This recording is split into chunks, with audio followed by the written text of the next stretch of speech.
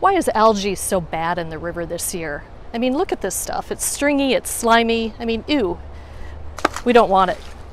So the problem, apart from it being stringy and slimy and, not much fun to walk on, is that when it dies, it decomposes, and when it decomposes, it sucks up oxygen in the river. That makes it really hard for anything that lives in the river, like fish or like the bugs that the fish like to eat.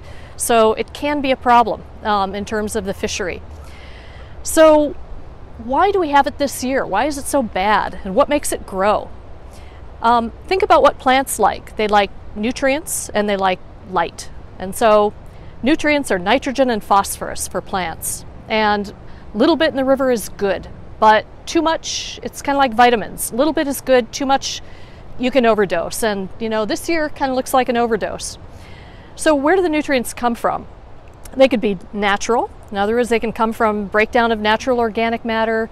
They can come from phosphorus in the rocks, which we do have upstream in the Clark Fork. They can also come from us, really, from poop.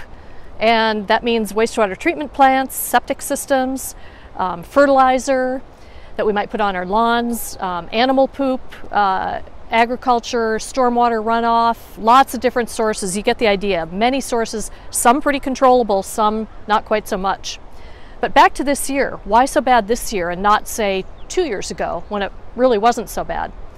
This year and last year we had early and somewhat low peak flow. So the rocks did not get tumbled. And this particular kind of algae is called Cladophora.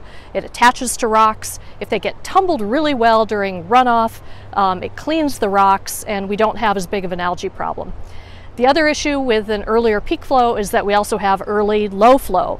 And that means that the water is warmer, and it also means that there is better light penetration because it's more shallow. So that's how we get, what algae likes, which is light and nutrients. So why the Clark Fork, not say the bitterroot or the blackfoot? Probably because this kind of algae, Cladophora, likes hard water, and we do have harder water in the Clark Fork than in either of those two rivers. So we continue at the Clark Fork Coalition to look for ways to reduce nutrients, but there are so many different things that make algae grow in the river. Some years are just going to be bad years.